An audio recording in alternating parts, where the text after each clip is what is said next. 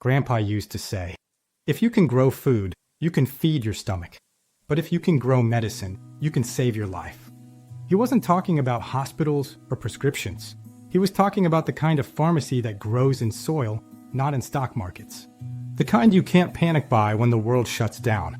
Every civilization that forgot how to heal itself collapsed. Every one that remembered endured. We live in a world that calls itself advanced, but most people can't name 5 plants that could save their lives. That's not progress. That's dependency dressed up as comfort. But the old world knew better.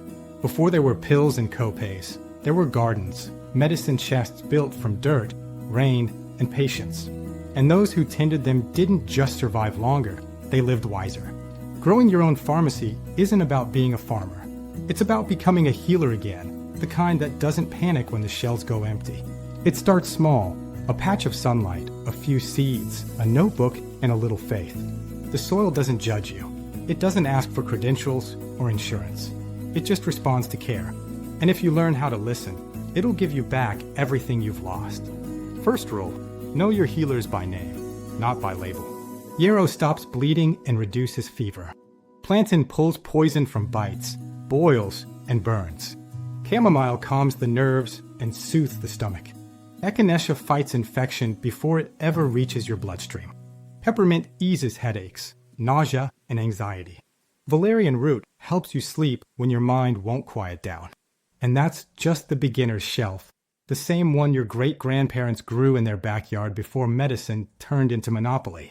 Each plant is a chapter in the real medical manual, one the earth wrote long before science tried to copyright it. When you plant a seed, you're planting self-reliance. When you harvest a leaf, you're harvesting wisdom that can't be patented. But growing medicine isn't just about plants, it's about timing. Grandpa used to say, medicine isn't what you take, it's when you take it. He'd watch the moon, the weather, and the season before harvesting. Roots pulled too early were weak. Leaves cut too late lost their power. The old healers knew nature had her own clock, and if you respected it, she'd reward you. A home pharmacy starts with 3 things: knowledge, patience, and trust. You learn what grows where you live, not what looks good online. You don't need to import rare seeds from across the world. You just need to rediscover the medicine that's been growing under your feet your whole life. Dandelion, nettles, burdock, sage, garlic. We call them weeds now, but they were once called lifesavers. The same plants people spray with chemicals today are the same ones that once kept families alive through famine, fever, and war. When you realize that, you stop seeing weeds as a nuisance. You start seeing them as teachers. They grow in poor soil, with no help, under bad conditions. Sound familiar? They thrive where everything else dies. That's why they're medicine. Once you learn to grow your own pharmacy, the fear disappears. You stop worrying about the next shortage, the next recall, the next shutdown. Because your medicine doesn't come from a truck, it comes from the earth.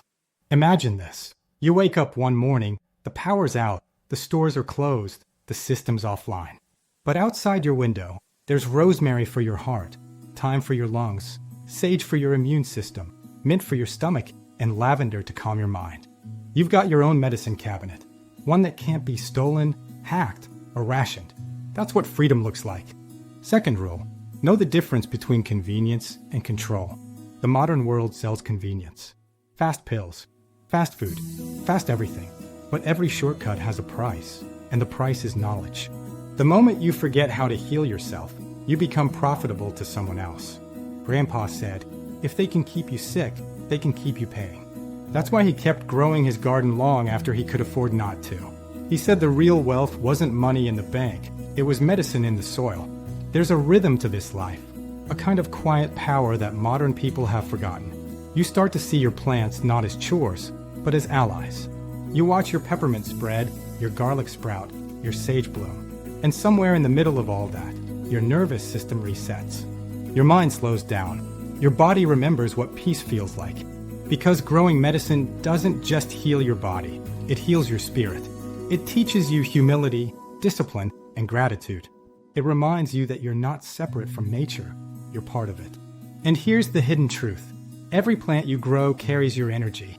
If you grow with fear, it'll grow fragile. If you grow with patience, it'll grow strong. That's why herbalists say your plants learn from your hands. Your pharmacy becomes your reflection. You can't fake it. You have to care. And that care is what makes it sacred. The world today calls natural medicine alternative. But that's backwards. Pharmaceuticals are the alternative. New, experimental, and temporary. Plants are the original. They've healed humanity for thousands of years, through every empire, every collapse, every dark age. When everything else fails, the plants remain. When the shells go empty, the soil still gives. And if you've tended your garden, your pharmacy, you'll have everything you need. There's a deeper reason our ancestors trusted the land so much. They understood that health wasn't just about symptoms, it was about balance. You didn't just treat the body, you treated the spirit. You didn't just heal disease, you healed disconnection. They knew that if the earth was sick, people would be too. So they tended both. They composted waste, shared harvests, respected seasons. They didn't strip the land for profit. They worked with it, and it worked with them. That's real medicine, harmony between the hand and the earth. You don't need acres or special tools to start. You can grow healing plants on a balcony, in a window box, or behind your house. The soil doesn't care where you live. It only cares that you try. Start small. Plant 5 herbs: mint, rosemary, sage, thyme, and chamomile. Learn what each one does, how it grows, how it heals. Turn it into ritual, not a chore. Dry your herbs, store them in jars, label them with care. Build your apothecary 1 jar at a time, because that's how the old world did it. Slow, steady, sacred. And it worked. One day, when medicine becomes too expensive, when access becomes limited, when systems fail, your garden will still be standing. You'll be able to treat coughs, stomach pain, inflammation, anxiety, and infections with what you've grown. You won't have to wait in line, beg for refills, or trust strangers with your health. You'll have taken it back. That's what growing your own pharmacy is really about. Not rebellion, not paranoia, but sovereignty. Because the truth is, nature has always provided the cure. We just stopped listening. And now, maybe it's time to listen again. When you kneel in the soil and plant those seeds, you're not just growing herbs. You're growing freedom. You're growing resilience. You're growing the ancient connection between human and earth, the one they tried to bury under concrete and convenience. This isn't a hobby. This is legacy. Every seed you plant is a prayer that says, I remember. And one day, when the systems fall and the shells go bare, the ones who tended the soil will be the ones who still stand. Because while the world depends on pills, you'll have the power of plants, the oldest, purest, most faithful medicine there is. So plant it, grow it, guard it, and never forget what Grandpa said. The one who grows his own food lives free. The one who grows his own medicine lives forever.